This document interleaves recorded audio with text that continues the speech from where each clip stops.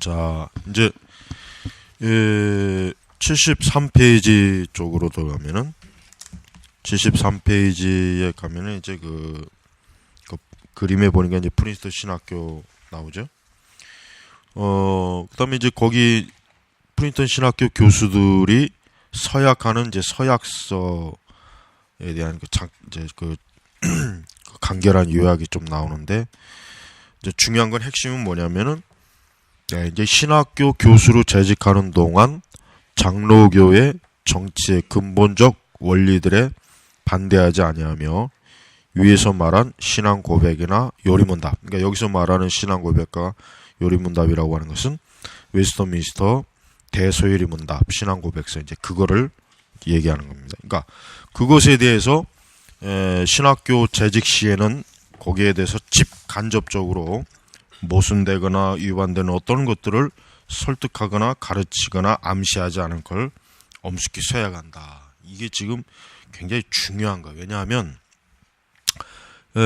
사실 오늘날 이제 신학교 강의실을 이렇게 들여다보면은 물론 이제 어느 신학교마다 이런 거는 다 있어요. 이제 교수들에게 강의하는 교수나 뭐 전임 강사건 뭐건 간에 그 학교가 추구하는 신학, 교리, 그런 노선을 확고하게 그 안에서 강의하도록 이제 학교 측은 요청을 하죠. 그리고 이제 당연히 이제 교수들은 거기에 이제 합의를 해야죠. 동의를 해야죠. 안 그러면 뭐 그러나 실제적으로 교수들이 이렇게 명확하게 뭐 그런 거를 지금 신학교 내에서 어떤 자기의 어떤 신학에 대한 그 부분을 또 숨기는 경우도 많이 있고, 또 다른 엉뚱한 소리 하는 사람도 또 있고 그래요. 이게 다양하게 있어요. 이제 프린스턴 신학교의 그 가장 강점은 바로 이제 이와 같은 거에 뭡니까? 충실하게 준수하고 또 직간접적으로 이와 같은 신앙 고백을 공격하는 거에 대해서 단호하게 교수진들은 아주 철저하게 잘 방어하고 공격하고 이제 그랬습니다. 그래서 무엇보다도 이제 장로교의 원리, 그러니까 프린스턴 신학교, 구 프린스턴 신학교가 장로교잖아요.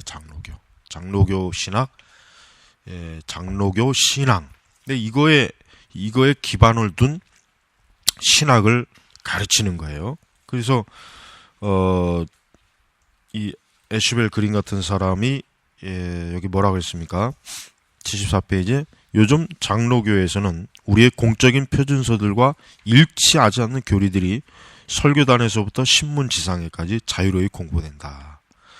여러분, 이게 참 중요한 지적이에요. 왜냐하면 이제 교계 신문을 이제 본단 말이에요. 이제 교계 신문 여러 종류를 보면은 사실 뭐 장로교단에서 나온 또 장로교의 그 기본적인 신앙 고백을 바탕을 둔 그 교계 신문들이라도 거기 보면은 내용이 막 천차만별이에요. 뭐 5만 가지 다 있어요. 그러니까 철저하게 그 교리적 노선을 지키는 것이 아니라 뭐 순복음 목사 같이 이렇게 설교하는 그 사람도 있고, 뭐 다양한 뭐 기독교 내에 있는 어떤 기사들도 정확하게 그 교리적인 노선을 지키지 않는 경우가 있단 말이에요. 우리 이제 리폼드 가디언 같은 경우는 이제 정확하게 이제 개혁주의의 그 기반을 둔 그 기사, 또 그러한 논조를 지키잖아요. 근데 지금은 그렇게 하면은 일단 기독교 일반 초교파를 추구하는 기독교 신문들은 운영을 못해요.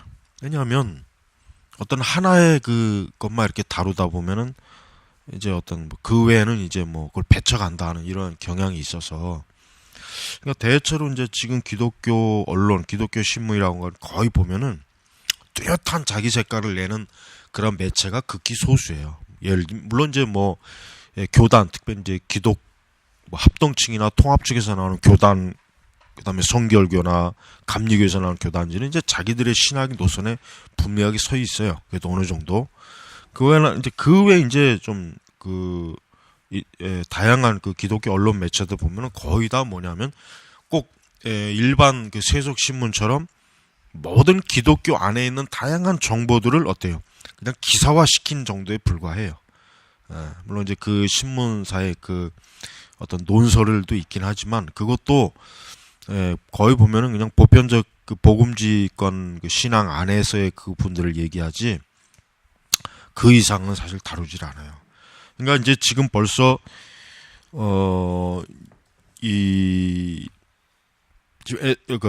애쉬벨 그린 같은 분이 이제 벌써 그 시대에도 그러니까 웨스터민스터 그 교리문답에 어긋나는 그런 설교와 그런 글들 또 그런 것들이 이제 막 그냥 막 무분별하게 막 퍼지고 있다 하는 거에 대해 이제 우려하는 거 이제 그거를 나타나는 거예요. 그러나 이제 75페이지를 들어가면은 전반적으로 이제 그 프린스턴은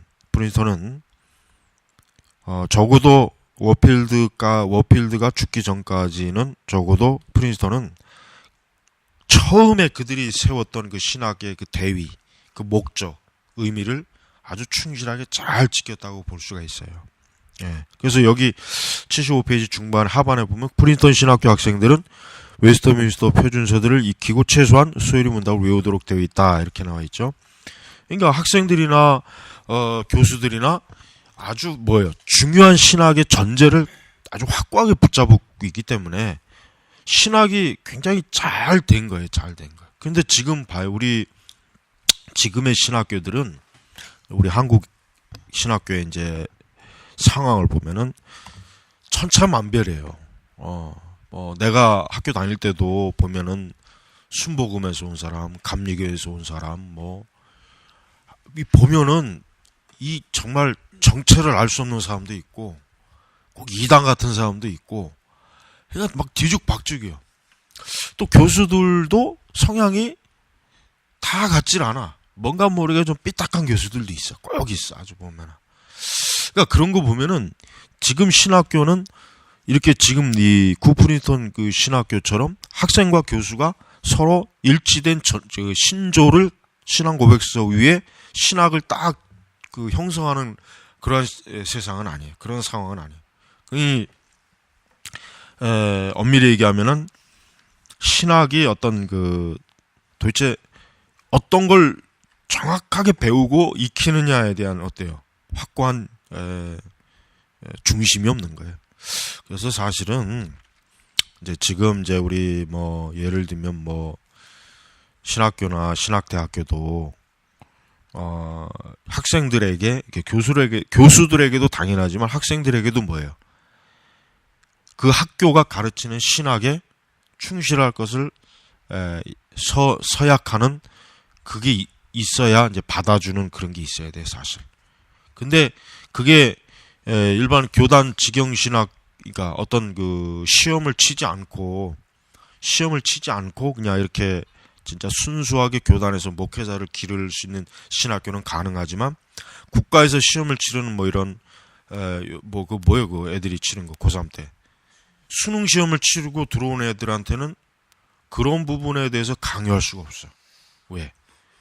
그러면 자칫 오늘날 같은 세상에서는 차별한다 이런 식으로 나오거든. 근데 이게 참 어려운 게 뭐냐면 아니 장로교 그 신조를 가지고 있는 신학교가 신학대학이 그걸 들어오는 학생들에게 요구하는 건 당연한 건데 그거를 중요시 여기지 않은 거는 그건 굉장히 위험한 거거든요. 물론 이제 학교를 들어가기 전에 이제 학생들이 이 학교는 어떠한 것을 가리킨다 이런 거 그래도 어느 정도 조금씩 알고는 있겠지만 대체로 지금 신학교를 가는 신학생들은 어떤 신학을 왜 배우는지 그리고 어떠한 신학을 할 것인지 어떠한 그런 게 사실 없어요. 그런 예비적인 교육이 전혀 안 돼 있어요. 사실은 그 장로교도 그냥 신학교를 간다고 해서 가는 게 아니라 노예의 추천을 받. 그러니까 교회가 노예다 추천하고 그럼 노예가 그 신학을 공부하는 학생들을 심사해서 추천서를 써주는 거예요 원래. 그래서 이제 그 교단 신학을 할 수 있도록 그렇게 하는 건데 지금은 뭐 그런 게 거의 없잖아요. 거의. 그러니까 애초부터 신학을 공부하는 학생들이 전혀 기본적으로 다듬어지지 않은 상태에서 신학교를 들어가니까 사실은 들어가서도 역시 마찬가지로 학교에서 이제 바르게 신학 공부를 처음부터 잘 지도해주면 좋은데 사실 그렇지도 못해요 상황이.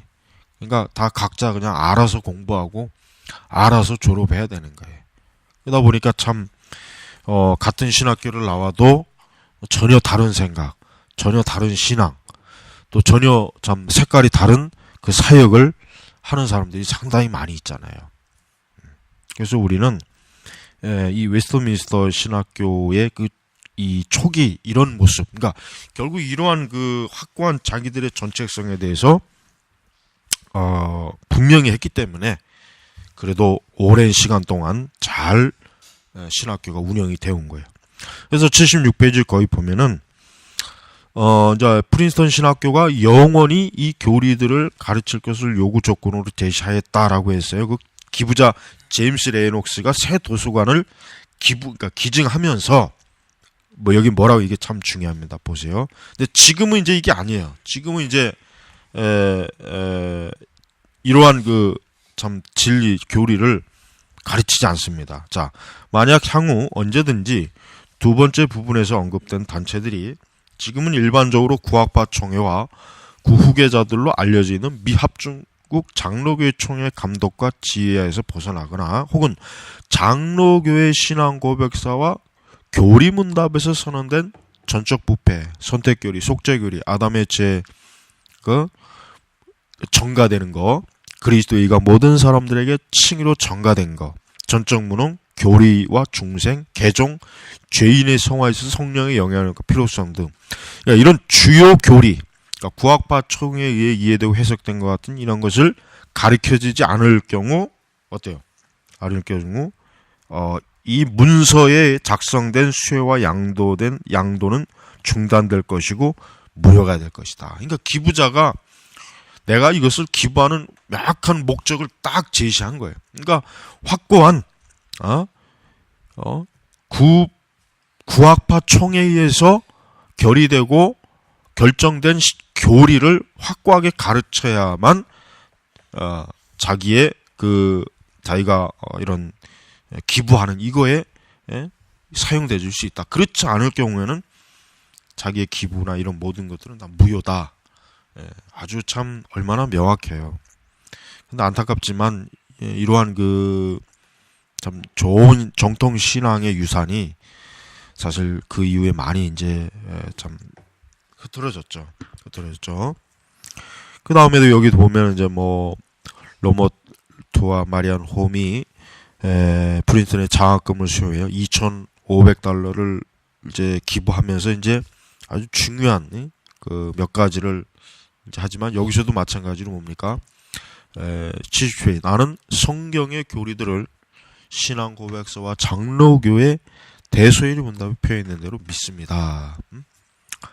그리고 나는 우리와 신학교 사이에 주께서 하나님이 되신 증거로서 그 장학금이 애들아 불리기 원합니다. 여호수아 22장 34절에 나오는 그거예요. 지금 딱 나와 있어요.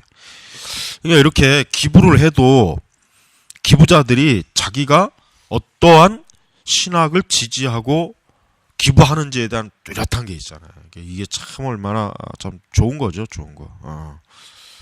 그러니까 이런 그 프린스턴은 이와 같이 그 교수들이나 이사진이나 학생들이나 기부자들이나 뭐요? 공통된 신앙을 가지고 있어요. 공통된 신앙이 뭡니까? 웨스터민스터 표준문서. 이런 공통된. 이게 참 부러운 거예요. 이게 진짜 이제 우리 이제 제네바도 그렇고 앞으로 세워질 교단도 그렇지만은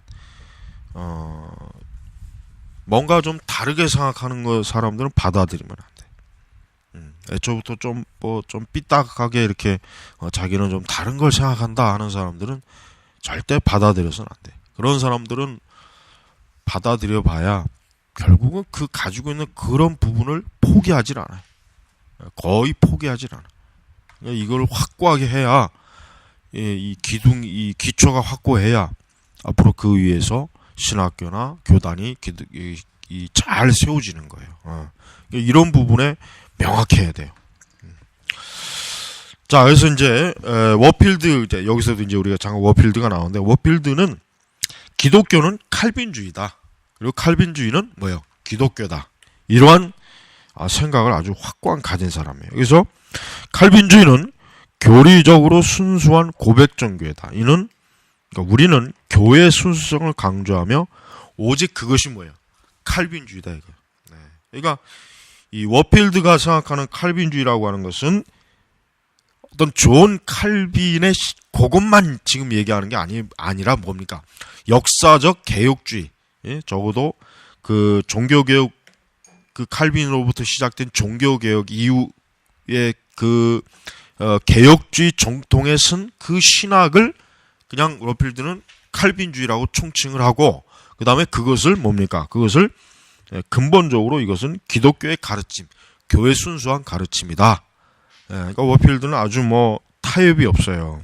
아주 이렇게 충실한 그 칼빈주의적 또 개혁주의 교리 체계를 참 자기 자신도 지지하고 믿고 아는 이러한 그 교수가 있었기 때문에 그 당시 그 프린턴의 신학이라고 하는 것은 참 아주 든든한, 튼튼한 그 어떤 뭐 내적 외적 그러한 일에 불일치가 없는 그런 상황이란 걸 우리는 알 수가 있습니다.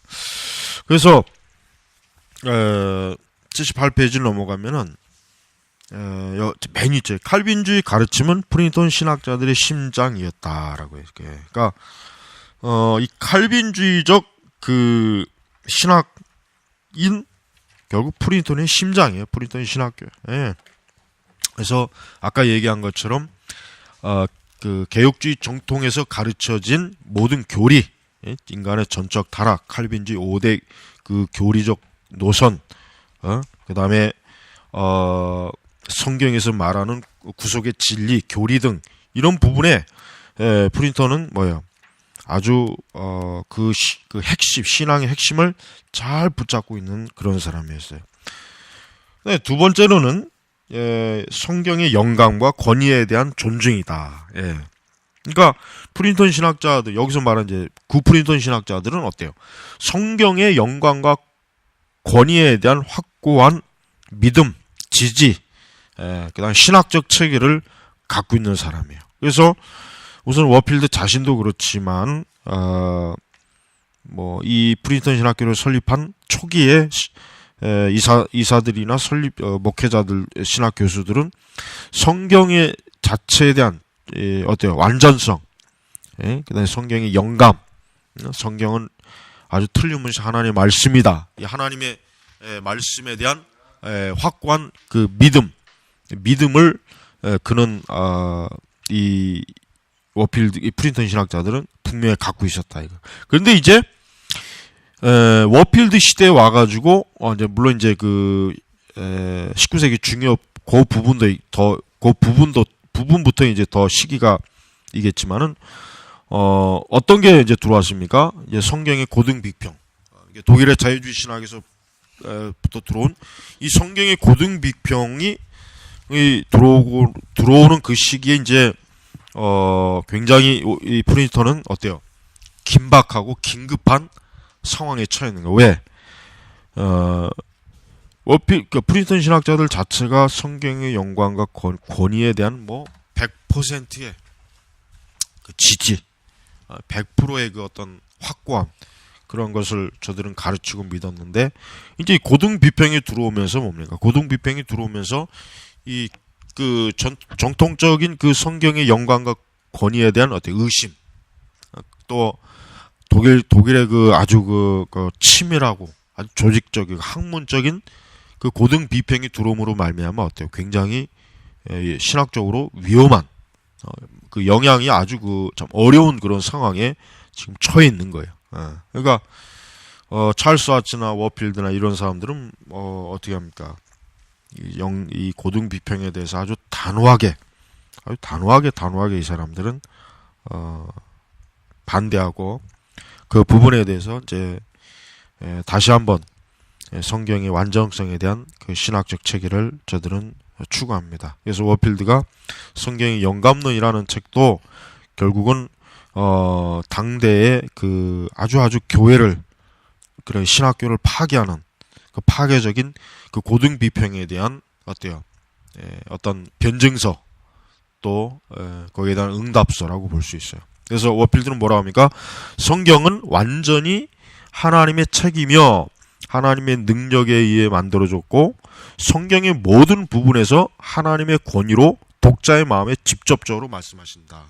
오늘날 이렇게 이 하나님의 말씀에 대한 권위를 확고하게 가르치고 믿는 신학교 교수들이 과연 얼마나 될까요? 사실은 대다수의 신학교 교수들이 우선 성경론에 있어서 좀 뭔가 모르게 좀 불안한 사람들이 뭔가 좀 의심이 갈 만한 사람들이 많아요. 한번 조사를 해봤으면 좋겠어요. 사실은 우리 복음지휘권에서 성경의 영감론을 교수들이 과연 얼마나 그걸 지지하는지, 물론 굉장히 지지율이 높을 거라고 나는 기대를 해요. 적어도 우리나라 그 신학교 교수들은 이렇게 파괴적인 고등 비평에 대해서 이렇게 호의적이진 않아요. 대부분의 그 복음주의 신학교들은. 그러나 물론 이제 그 자유주의 신학을 공부하는 그다음에 저 신정통주의 이런 데는 좀 다른 견해를 갖고 있죠. 그러니까 성경을 전적으로 부정하진 않지만 그러나 완전 성경 전체의 영감론에 대해서는 그렇게 또 반대하는 사람들, 교수들도 있다는 걸 우리가 알아야 돼요. 자, 그래서 79페이지 이제 하반절 보면 신학은 성경의 체계적 학문이요 성경은 하나님의 언어를 그대로 적어놨다. 자, 보세요. 프린턴 신학자들이 성경의 영감론에 대한 그 믿음과 신학적 그 입장이 왜 중요하냐? 신학의 토대가 뭐예요? 성경이에요. 이건 정말 너무 중요한 겁니다. 왜? 신학이라고 하는 것은 신학 자체로 존재할 수가 없어요. 근거가 있어야 돼. 뭐 근거예요? 성경이에요. 그럼 성경이 불완전한데 그 불완전한 것에다가 신학을 얹어 놓는다면 그러면 그 신학이 과연 어떻겠냐 이거예요. 그러니까 이 고등비평 같은 이런 자유주의자들의 이 급진적, 그러니까 어떤 그 성경 전체에 대한 통일성, 일치성, 그다음에 이제 교리적 확고성이 없다면, 그걸 의심한다면, 그러면은 그 위에다가 과연 어떠한 신학, 그 위에 뭐 조직 신학이든 어떤 신학을 그 위에다 놔도 결국 뭐예요? 모래 위에 쌓은 집과 같은 거예요. 그래서 이제 프린턴 신학자들은 성경을 확고하게 저들이 받아들이는 그 중요한 이유 중에 하나는 결국 신학은 성경의 그 위에, 그 토대 위에 쌓여진 것이기 때문에 이제 그런 것입니다. 그래서 여기 잠깐 작은 글씨 보면은 영감에 관한 교회 일반적 교리는 하나님께서 특정한 선택된 사람들의 마음을 성령으로 감동시킨 다음 그들을 하나님의 도구로 사용하여 무호하게 하나님의 말씀을 전하게 하였다고 믿는 것이다. 성경 저자들은 하나님의 도구로 사용됐기 때문에 그들이 말하는 말은 곧 하나님의 말씀하신 바다. 아주 가장 정확한 표준적인 그 성경 영감에 대해서 얘기했어요. 자, 이제 이런 성경의 영감에 대한 프린스턴의 그 신학은 확고부동합니다. 저들은 절대 그 외부의 그 고등 비평에 흔들리거나 거기에 또 동조하거나 또 그것을 부분적으로 받아들이는 그런 짓을 하지 않습니다. 아주 명확합니다. 세 번째는 프린턴 신학은 스코틀랜드의 상식 철학에 기반을 뒀다. 이 상식 철학이라고 하는 것은 뭡니까? 82페이지 나왔죠? 상식 철학 간단하게 그냥 하나에 설명한 거예요. 상식 철학은 상식적으로 받아들여지는 것들에 대한 확고한 형이상학적 실체를 제공하기 위하여 비성적인 궤변이나 불합리를 떠나 입장에서 인식하려는 철학적 시도. 그러니까 상식 철학이라고 하는 것은 이제 그 밑에 이제 세 가지로 딱 다시 한번 좀 간결하게 나와 있어요. 상식 철학이라고 하는 것은 그 당시 미국 문화에 아주 잘 적용이 되는 몇 가지 이유를 제시하고 있다. 그러니까 그것은 민주적이요, 반엘리트적이다. 상식 철학은 뭐야? 보편적으로 모든 사람들이 가지고 있는 실제적 인식이에요. 그러니까 상식 철학이라고 하는 것은 무슨 칸트나 무슨 하여튼 그 철학의 그 여러 계보 중에 보면은 뭐 포이에르바 같은 사람, 특히 뭐 그다음에 헤겔 같은 사람, 뭐 이런 그 독일의 그 신학자들의 아주 그 궤변들, 아주 그 파괴적인 그런 어떤 비평적 관점의 그 철학하고는 전혀 다르고 뭐예요? 인간이 본래적으로 가지고 있는 보편적 이성과 합리주의 그런 것들을 기반으로 한 사실은 철학이에요. 그러니까 어떤 이 상식 철학이라는 것 자체가 어떤 뭐 아주 뭐 대단한 사람들만 누릴 수 있고 알 수 있는 그런 그 신학의 체계나 그게 아니에요. 그래서 미국이란 나라 자체가 뭡니까? 개인주의, 그다음에 개인의 자유, 독립성, 그다음에 뭡니까? 평등성을 굉장히 강조하는 그런 문화의 초기부터 유럽에서 건너온 그들이 이제 유럽에서 당했던 그 차별이나 어떤 그런 그 참 정치적 어떤 핍박 뭐 다양한 것들에 대해서 이제 자유로워진 그런 그 장소가 이제 미국인데, 이 철학 자체도 뭐예요? 자기들에게 맞는, 즉 미국이라고 하는 그 특성에 딱 맞는 게 뭐냐면 상식 철학이에요. 그래서 이 프린턴은 이 상식 철학을 기반으로 저들의 신학을 다시 한번 확고하게 이제 좀 체계를 다시 한번 세운 거죠. 두 번째는 과학적 방법으로 실체에 접근하는 확고한 기반을 제공한다. 그러니까 철학은 보통 추상적이에요. 철학은 뭐 형이상학이나 형이하학 등 이렇게 서로 구분을 해서, 이 철학이라고 하는 것은 대체로 보면은 굉장히 철학자들이 말은 많이 하고 뭔가를 제시는 많이 하는데 굉장히 좀 어떤 거의 보면은 이 좀 막연하고 추상적이지만, 이 스코틀랜드 상식 철학은 뭐예요? 아주 꼭 이제 수학을 다루는 것 같이 그 철학 자체가 어때요? 실제적이고 결국 누구나 다 그 철학에 의해서 어떤 자기의 생각이나 자기의 어떤 삶의 구분 부분을 확고하게 명확하게 이렇게 제시를 할 수 있는 그러한 그러니까 스코틀랜드 상식 철학이라고 하는 것은 막연하고 뜬구름 잡는 식의 그런 어떤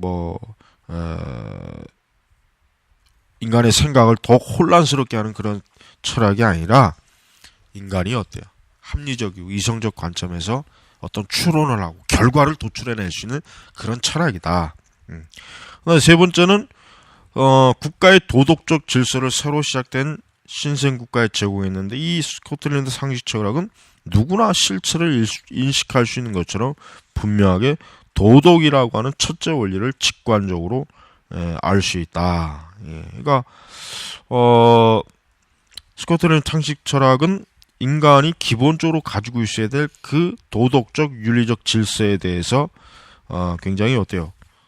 참 중요하게 여기는 그런 철학입니다. 그러니까 이러한 그 상식 철학에다가 프린스턴은 자신들의 그 개혁주의 신학에 어때요? 이 골격으로, 이 토대로 삼아서 여기 뭐 83페이지에는 보면은 위장된 축복이, 상식 철학을 프린스턴 신학을 도운 위장된 축복이라 이렇게 나와 있잖아요.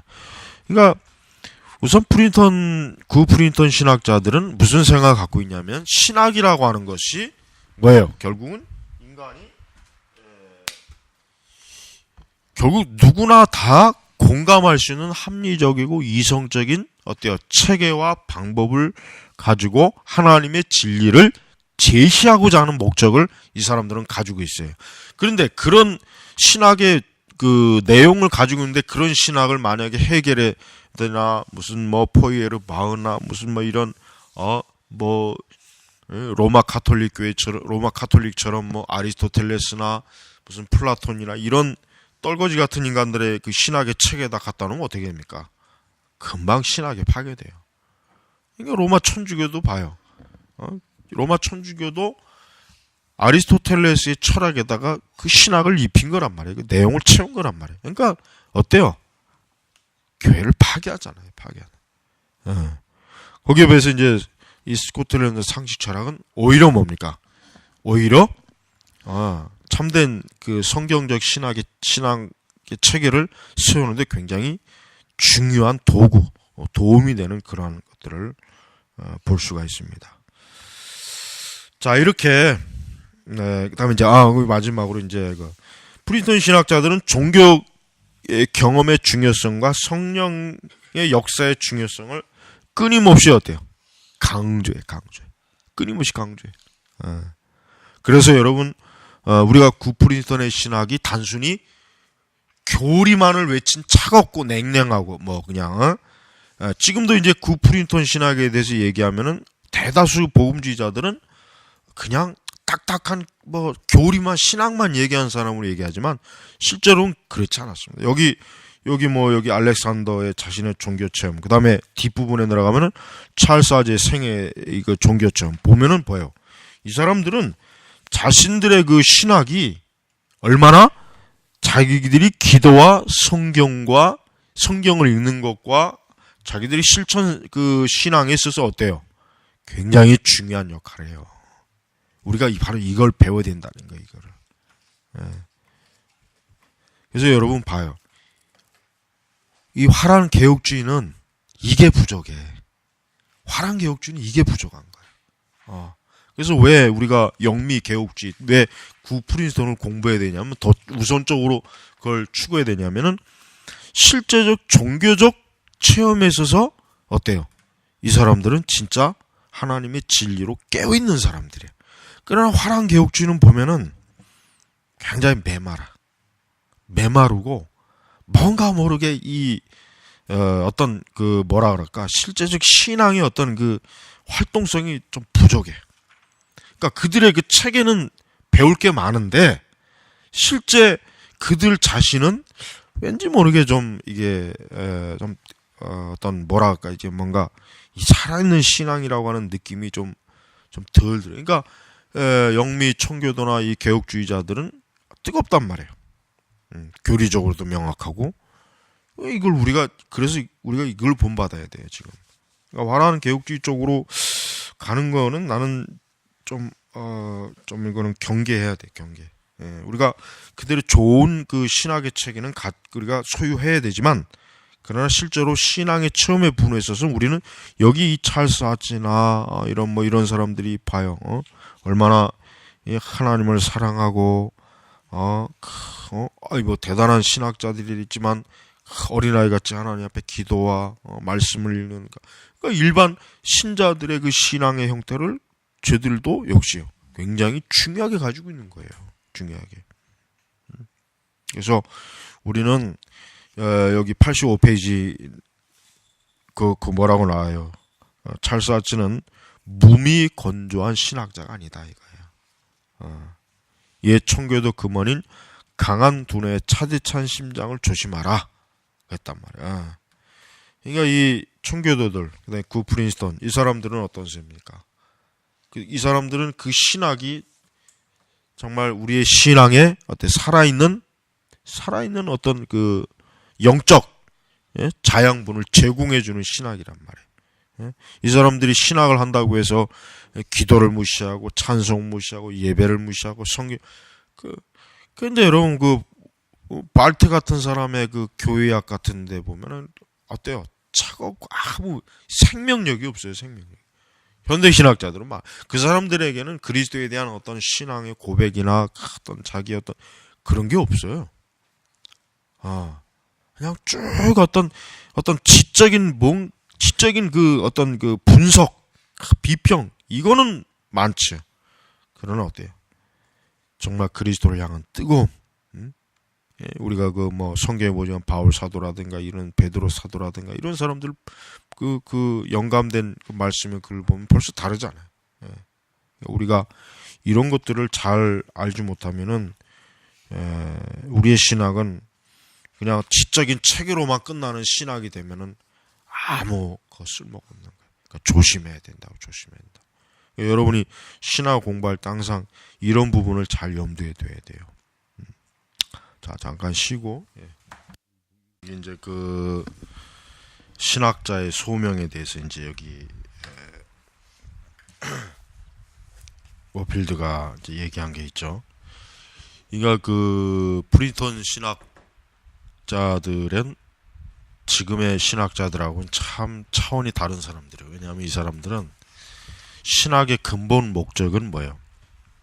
여기 지금 나와 있지만 하나님을 사랑하고 또 이웃을 자기 몸과 같이 사랑하는 능력을 통해 사람을 감동시키는 것이다. 영혼의 구주와 함께 분깃을 나누며 그분의 귀중함을 발견하고 그분을 굳게 붙들며 성령의 감미로운 것을 인식하고 거기에 굴복하는 것이다. 그러니까 지금 이 신학자들의 이 소명이라고 하는 게 굉장히 어때요? 경건의 열심이 참 특별하잖아요. 특별해. 그러니까 지금 신학자들은 이게 글을 보면은 뭐 이렇게 지적으로 나름대로 분석을 잘하고 그렇지만 이런 게 없어요. 사실 이런 게 참 없는 거예요. 그러니까 하나님에 대한 사랑, 또 인간의 영혼에 대한 사랑, 또 그리스도의 그 영광, 뭔가 신학자들이 자기가 그것 때문에 신학을 연구한다, 신학의 사명을 감당한다는 그런 마음이 지금은 없어요. 그냥 지금은 하나의 지적인 체계로서만 신학을 다루는 사람들이 거의 대부분이에요. 그러다 보니까 그러한 그 영적 상태로 신학을 공부해봐야 그 신학이 뭐 그렇게 교회에 큰 유익도 주지도 못하고 또 그러한 신학자들이 또 그 자기 그 사명을 통 사역을 통해서 참 교회 바른 일꾼들을 좀 세워주지도 못해요. 그러니까 우리는 일화 같은 것들에 대해서 우리가 좀 이제는 우리 자신이 신학을 공부할 때 참 가장 중요한 게 뭐냐, 가장 그럼 중요한 게 뭐냐, 가장 그러니까 우리가 신학을 공부하는 것 자체가 단순히 어떤 하나의 이론이나 어떤 방법론을 이렇게 하는 게 중요한 것이냐, 아니면은 그 이전에 우리가 하나님을 사랑하고 영혼을 사랑하면서 참 그리스도의 영광을 드러내는 거, 이게 중요한 것이냐라는 거. 사실 이게 참 신학을 공부하는 사람들이 가장 중요한 겁니다. 자, 그래서 이제 결국 이제 구 프린스턴의 그 특징이 뭐냐, 여기 하반절에 딱 요약되어 있죠. 개혁파 고백주의, 성경의 영광과 권위 및 무오류, 그다음에 스코틀랜드의 상식 철학, 그다음에 종교적 경험과 성령의 사역. 이게 바로 뭡니까? 이게 바로 구 프린스턴의 신학이에요. 이게 바로 19세기부터 20세기 초반까지 한 100년 동안 유지되었던 아주 정통 미국 장로교회의 신학입니다. 그래서 우리는 이러한 신학을 우리는 또 다른 말로 하면은 이제 우리는 칼빈주의다, 또 이제 개혁주의다 이렇게 얘기하죠. 근데 또 이제 이러한 신학을 비판하는 사람들은 이걸 근본주의라고 떠죠. 근본주의는 아니에요. 근본주의가 칼빈주의와 공유하는 게 많이 있긴 하지만 그러나 근본주의를 개혁주의라고는 할 수는 없어요. 그 다음에 개혁주의를 근본주의라고는 할 수는 없는 거예요. 서로 공유하는 건 있어요. 공유하는 건 있는데 그러나 그거는 좀 엄밀하게 이렇게 딱 구분을 줘야 돼요. 그래서 우리가 주변에 뭐 잘 알지도 못하는 사람들이 뭐 이런 구 프린스턴의 신학을 근본주의 신학이다라고 이렇게 얘기하는 사람들은 그건 그 사람이 이제 구 프린스턴 신학도 잘 모르고 그 다음에 근본주의 신학도 잘 모른다고 보면 돼요. 그래서 우리가 그리고 이제 이런 이런 신학이 나중엔 다 이제 사라지죠. 사라지죠. 사실 지금도 미국의 그 장로교가 이런 구프린턴의 신학을 잡고 있는 그 장로교는 극히 소수입니다. 극히 소수. 이렇게 많지가 않아요. 어차피 또 미국에는 장로교라고 하는 그 세력들이 또 이렇게 주류를 형성하지는 못하고 있거든요. 또 좀 수가 작죠. 하지만 우리는 이런 그 프린턴의 그 참 그 원래 그 프린턴의 이런 신학, 이런 그 저들의 신앙, 또 저들이 추구하는 참 거룩한 그 대위, 이런 것들을 우리가 지금에도 잘 유산으로 받들어서 우리 세대에도 이러한 신학이 다시 한번 좀 계속 이어져서 열매를 맺고 그러기를 우리가 이제 소망해야 돼요. 그러자면은 우리는 이제 그 이런 구프린턴의 신학을 공부를 체계적으로 꼭 해야 돼요. 그래서 사실은 이제 찰스 아즈 조직 신학이라든가 그다음에 이제 뭐 워필드, 그다음에 이런 뭐 그 외에 이제 그 뭐 구프린턴 신학자들의 그 다양한 신학 저서들이라든가 이런 것들을 지금도 사실은 공부를 해야 돼요. 우리가 그런 책들을 가지고 사실 공부를 하면서 좀 더 이제 구프린턴의 신학의 그 정교함, 그다음에 그 체계를 잘 밟고 지금도 신학교에서 이거를 가리키면 돼요. 그러니까 지금 이 교회가 문제가 많다, 뭐 교회가 참 뭐 그런데 사실 방법론에 있어서는 그런 것들을 해결할 수 있는 방법이 복잡한 건 아니에요. 신학교가 어때요?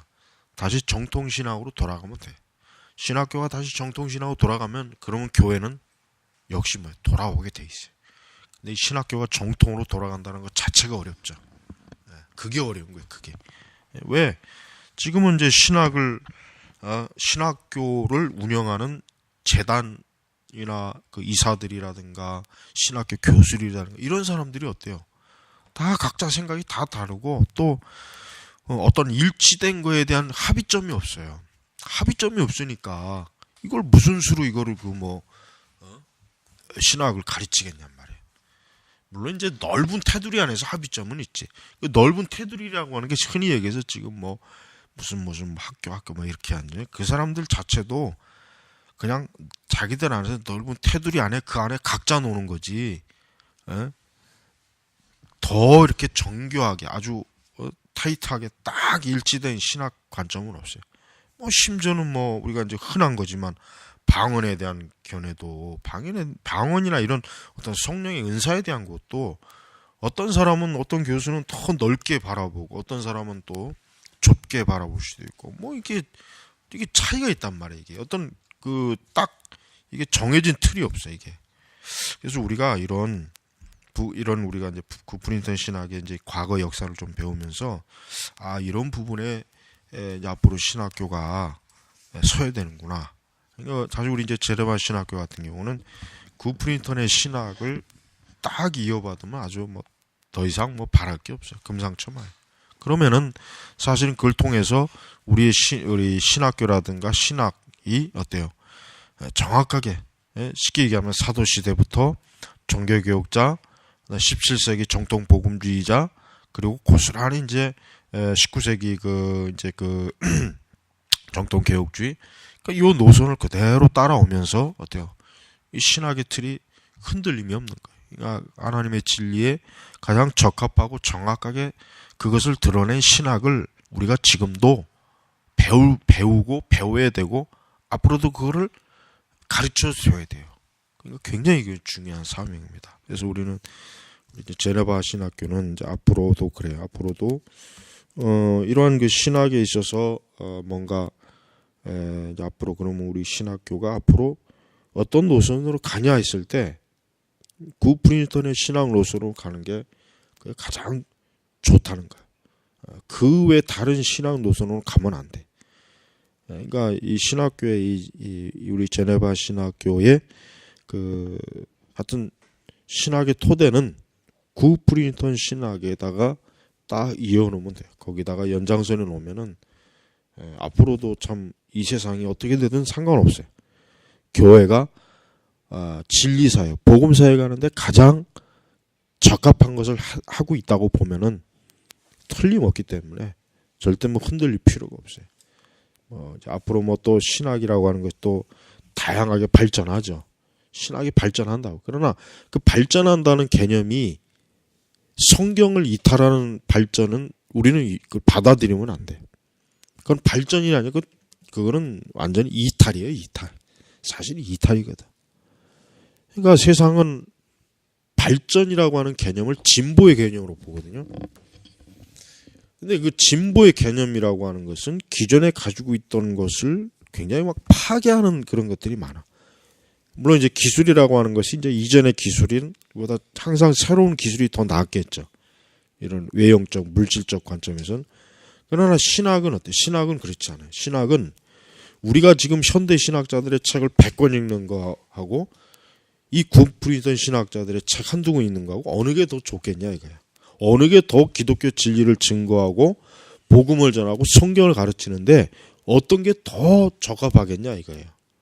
굿프린턴 신학자들의 책을 한두 권 보는 게 지금 그 현대 신학자들, 뭐 특히 뭐 또 뭐 현대 신학 그 뭐 아니지만 뭐 보네퍼니 뭐 발트니 뭐 이런 사람들의 글을 읽느니 차라리 소율이 문답 대율이 문답 열심히 외우고 읽는 게 100번 낫단 말이에요. 단순히 신학이라고 하는 것은 어떤 학문적인 것을 토론하면서 드러내는 과시하는 게 아니에요. 그게 백날 있으면 뭐 하겠어. 교회가 무너지고 아니 성경의 진리를 제대로 믿지 못하는데 영혼의 유익이 없는데 그 무슨 소용이냔 말이에요. 그래서 우리 이제 제네바 신학교는 현재도 그렇지만 앞으로도 이러한 부분에 더 발전해. 그러니까 이러한 굿프린턴의 신학의 연장에서 발전해야지 여기에서 이탈해서 발전하는 건 하나도 좋은 게 아니에요. 그러니까 절대 그러면 안 되죠. 자, 이제 다음에 이제 근본주의 대 현대주의 논쟁. 아주 참 중요한 이제 또 이제 부분으로 이제 들어가요. 이 근본주의 대 현대주의 논쟁은 기독교 20세기 기독교 역사상 가장 중요한 첫 번째 참 그 시기예요. 하여튼 이거보다 앞서는 거 없어요. 이거를 적어도 장로교 신학교에 다니는 신학생들이나 목회자들은 이거를 아주 명확하게 알고 있어야지. 이것도 모르는 사람들은 그 사람은 장로교라고 하는 그 어디 가서 그런 말도 하지도 말고 어디 가서 목사라고 표현할 수도 없어요. 이게 얼마나 중요한 건데 신학교에서도 이런 것도 안 가르친단 말이에요. 이런 것도. 간략하게 지나갈 수는 있겠지. 또 뭐 현대 교회에서나 뭐 그런 거 잠깐 배울 때. 그러나 이거 자체만 가지고 여러 시간을 좀 공부하면서 좀 생각하게 만드는 그런 게 필요하다고요. 자, 그래서 19세기 말 정황은 우리가 이제 아는 것처럼 19세기의 정황이라고 하는 것은 그 당시 이제 세계사적으로 어떤 식입니까? 우선 자연과학, 산업혁명, 그 다음에 정치적으로 어떤 그 서구가 쉽게 얘기하면 이제 식민지를 막 그 세우는 그러한 시기예요. 그러니까 19세기는 엄청나게 그 이전 18세기와는 달라요. 19세기는 우리 20세기나 21세기에 이루어진 모든 과학적, 정치적 이런 것들에 아주 그 씨를 뿌려놓는 시기이기 때문에 아주 다른 시기입니다. 근데 그 시기에 이제 어떻습니까? 교회는 그 유럽의 신학 사상, 유럽이 이제 어때요? 종교 개혁의 그 어떤 신학 사상을 이제 퇴보하고 어때요? 새로운 그 좀 복음주의, 그다음에 더 뭡니까? 독일의 자유주의 신학이 아주 유럽의 그 신학 사상을 거의 다 지배를 해요. 다 지배를 한다고. 신학 사상뿐만 아니라 사회학, 철학 이런 부분도 어때요? 그 당시 19세기가 그 이전하고는 뭐 진짜 하늘과 땅 차이로 막 그냥 변화된다고. 거기에다가 또 뭡니까? 다윈의 진화론. 이 다윈의 진화론만 해도 이게 사실 이거 하나만 해도 원자 폭탄이나 마찬가지예요. 그 당시 신학, 철학, 사회, 정치, 뭐 과학 이 다윈의 진화론 하나만 해도 사실 엄청난 거예요. 엄청난 거. 바로 이러한 19세기 말의 정황이라고 하는 것은 교회가 정말 어때요? 어떤 그 막 풍랑이 일어나는 그러한 지점으로 지금 교회가 어때요? 가고 있는 거예요. 가고 있는 거예요. 바로 이 지점에서 이제 교회가 어때요? 그 풍랑에 결국 빠져 죽느냐 아니면은 그 풍랑을 거센 풍랑을 이기고 굳게 나가느냐라 하는 것은 이거는 참 중요한 문제죠. 바로 이제 그런 것을 우리가 이제 다루는 것입니다. 그래서 미국 사회 정부 이제 우선 첫 번째 이제 뭐 여기서 미국 사회 정황이라고 하는 거는 뭐 이제 남북 전쟁 이후 그다음에 이제 미국이란 나라 자체도 이제는 어때요?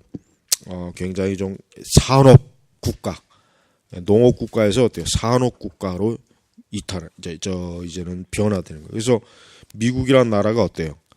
20세기의 2차 대전 이후에 세계 최강국이 돼요. 그 다음에 1차 대전 이후에도 이제 그러한 기운이 서서히 나타나죠.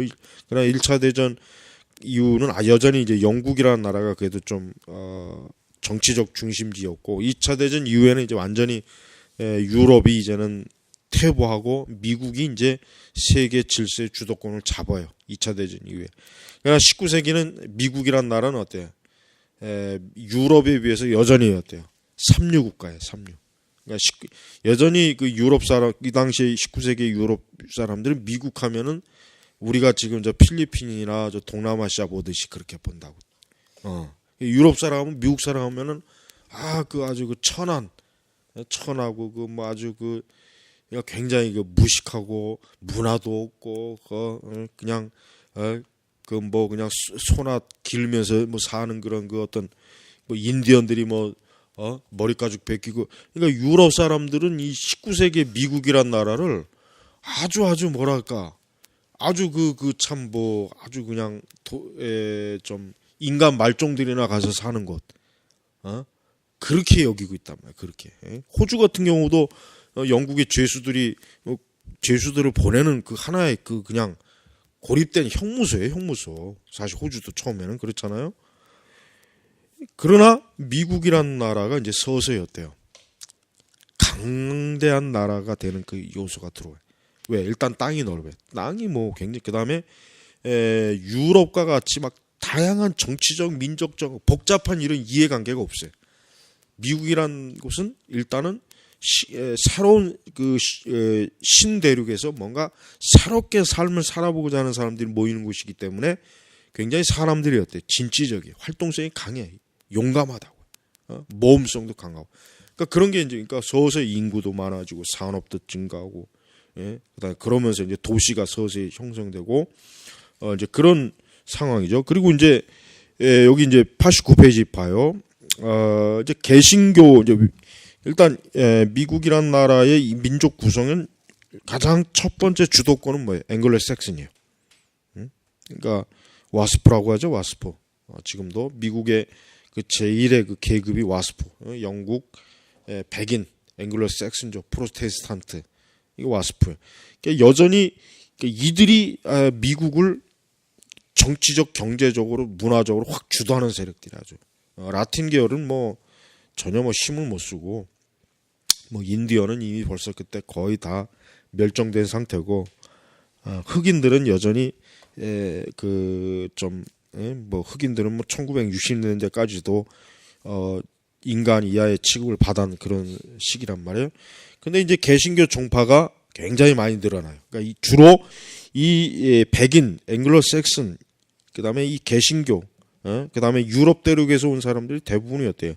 거의 대부분이 개신교적인 배경을 갖고 있어요. 그다음에 이제 나중에 이제 그 아일랜드 지역에서 이제 서서히 이제 남유럽을 통해서 어때요? 개신교 그 카톨릭 신앙을 가진 자들이 서서히 이제 또 이민으로 들어오죠. 그러나 이제 이 19세기까지는 그거는 좀 아니에요. 그러다가 이제 그 중요한 건 뭐예요? 청교도 전통. 우리가 가장 흔하게 뭐 미국 하면은 뭐 청교도 정신 막 이러잖아요. 맞습니다. 사실은 미국이란 나라는 이 청교도 정신이 굉장히 그리고 청교도 정신이 결국은 뭐냐면은 칼빈주의입니다. 결국은 칼빈주의예요. 청교도 정신이라고 하는 것은 칼빈주의. 이걸 이제 우리가 지금 정확하게 이해하고 있어요. 단순히 청교도 정신만 하면 안 돼. 실제로 그 속의 내용, 실질적 내용물은 뭐예요? 칼빈주의, 칼빈주의. 그러니까 하나님께서 참 이 미국이라고 하는 신대륙의 땅을 이 칼빈주의, 이 개신교 이 정통 그 칼빈주의자들을 위해서 예비해 놓은 곳이라고 생각하면 딱 맞아요. 정말 그렇게 생각해도 참 틀림이 없다고 맞아요. 근데 만약에 이 미국이란 나라를 이 카톨릭이 만약에 처음에 저 남미처럼 차지했다면 어떻게 됐을까? 지금 미국이란 나라는 있을 수가 없죠. 지금 미국의 나라.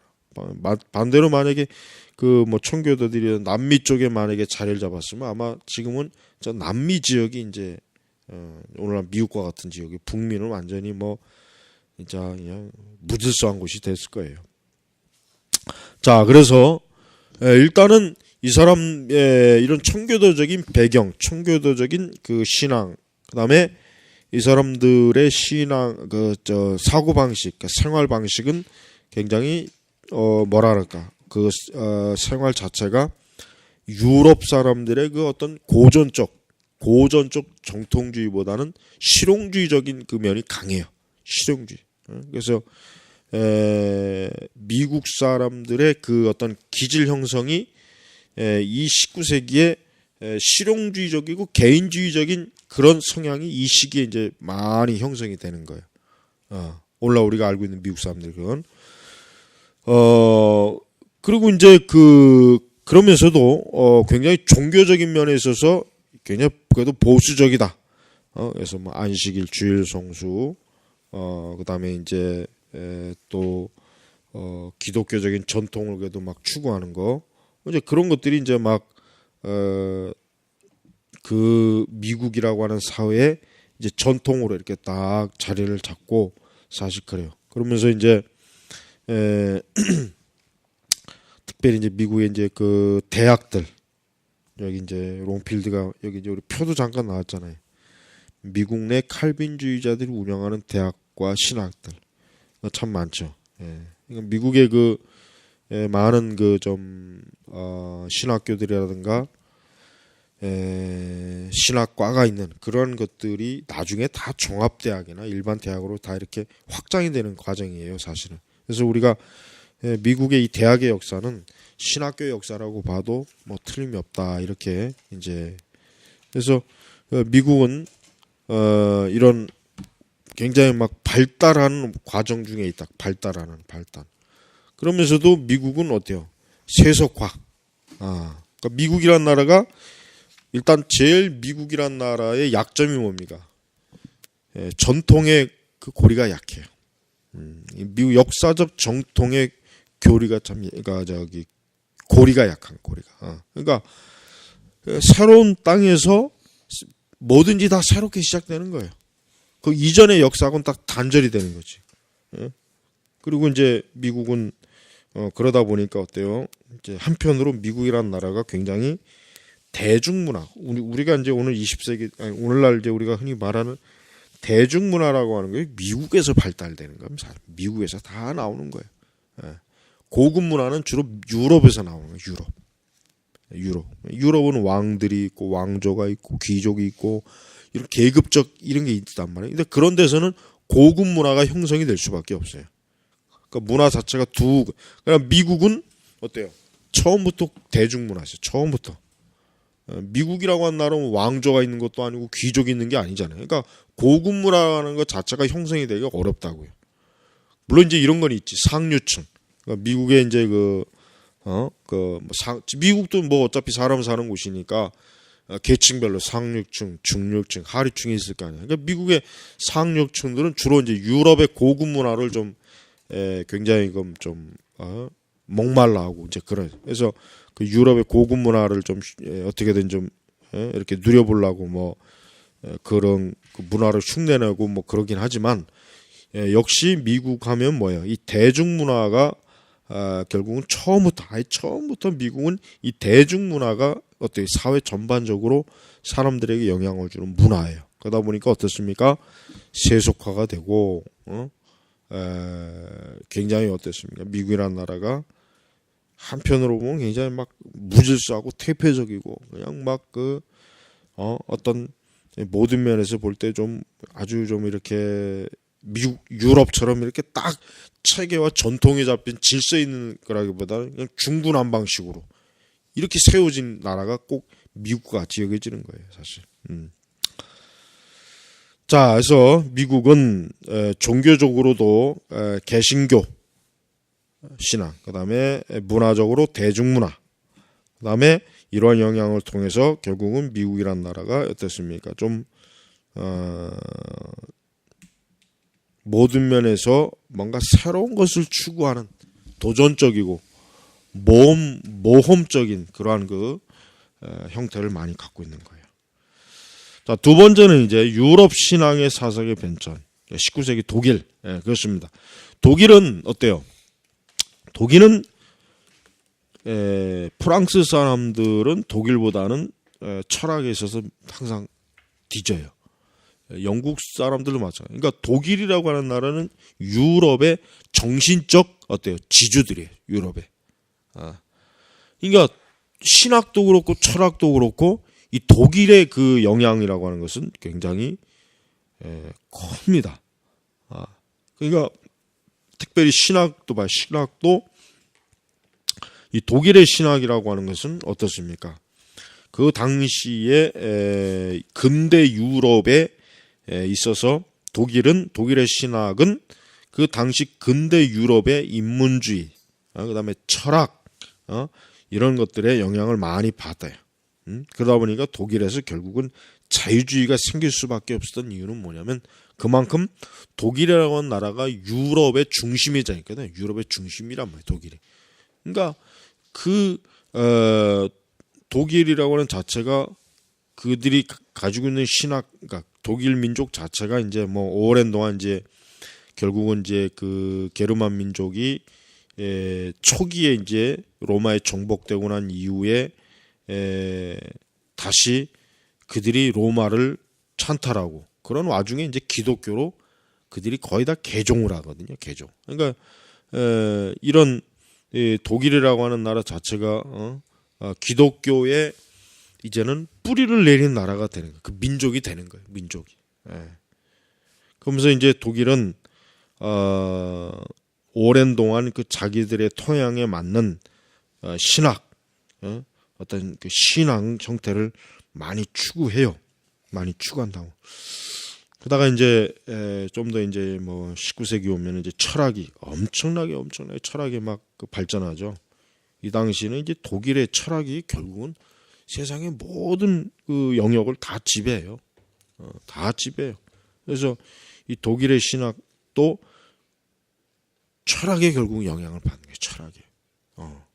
그래서 우리가 이제 뭐 이제 다음 시간에는 요 2장에서 이제 좀 더 자세하게 들어보면은 우리는 이것이 장로교 신학과 결국 어떻게 연관이 되는가를 잘 우리가 역사를 통해서 배울 수 있을 겁니다. 여러분 이제 이후부터 이제 더 중요한 부분은 이제 들어가니까 더 중요한 이 부분에서 좀 잘 이 책을 미리 좀 읽어와서 공부를 좀 해서 다음 주 교회는 좀 이 2장을 그냥 다 그냥 한번 끝내는 걸로 한번 끝내. 그래서 바로 이제 3장으로 또 들어가 보는 거예요. 2장을 한번 다 끝내보죠. 다 끝내.